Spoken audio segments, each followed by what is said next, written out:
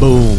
So Canon finally pushed out a firmware update for the cinema beast, the Canon C70, and the day after National Camera Day. They added a couple of the biggest things that people were asking for, but they also totally f***ed up and didn't fix the bug that I found in the original version. Check that out at the end of the video, and maybe subscribe to the channel too.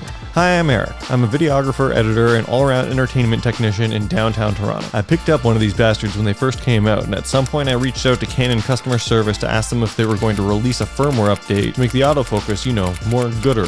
I'd been finding it not so great compared to the autofocus in my R cameras. They got back to me and said, no bitch, but you can send that shit in to see if it's working right. Fast forward to today, and guess what? They added motherfucking full frame continuous intelligent autofocus like on their other mirrorless cameras. It seems to work pretty well and helps keep the camera from shitting the bed when you leave it alone and set to autofocus. In full frame continuous mode, you can now also just tap the screen to select a tracking point without having to map tracking to a button and then hit that button and then select your tracking point. But the size of the object tracking box still does not adjust like the R cameras do, and it is just not as useful. Now I get it. For the most part, we aren't even using autofocus on these cameras, but it's really nice to have solid autofocus for a talking head bit or for something like a camera on sticks. There was also other useful updates with this firmware. 1. Adds ITU-R BT709 standard compliant gamma BT709 standard / BT709 to the custom picture. 2. Adds whole area to the AF frame option so that the camera focuses automatically on a subject at the center of the screen. 3. Object or face tracking can now be initiated by touching the LCD monitor during the whole area AF. 4. Adds 2 times option to the magnification. 5. Adds mask 100% to the aspect marker and safe area markers. 6. Adds black and white magnification as an option to the assistant function menu. 7. Adds view assist function to video output from the HDMI out terminal. 8. Adds more EF lenses to the compatibility of the 0.71 times mount adapter. But the biggest changes for me really are the autofocus changes and the LUT over HDMI. So to update the firmware of your camera, simply download the update from the Canon website, look at the instructions, don't read them properly, format your SD card and load the firmware into the root directory. Put it in the camera. Scratch your head why it won't let you update. Read that you have to have a 512GB card to do the update. Format another SD card. Load the firmware onto it and put it in the camera. Wonder again why the fuck it isn't working. Read that you need to put the SD card into slot B.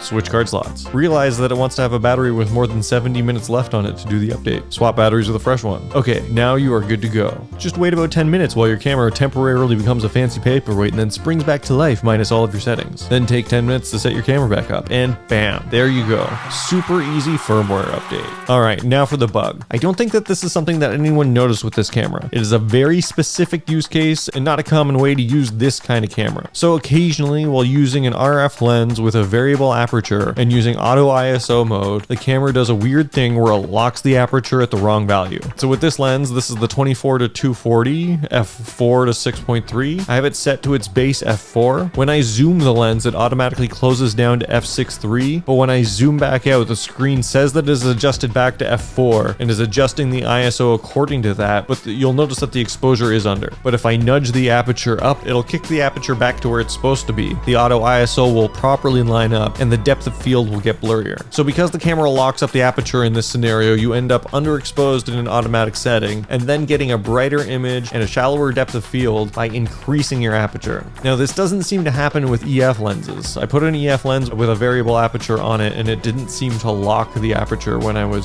zooming through. I really thought that since it took Canon more than 6 months to release a firmware update for this camera that they probably would have fixed it, but then again, no one is using this camera this way. I have not heard anybody complaining about this, and it was definitely noticed by accident. Well, if you enjoyed this video, please subscribe to the channel. If you show some love, I'll make more tech videos like this. Alright, see ya.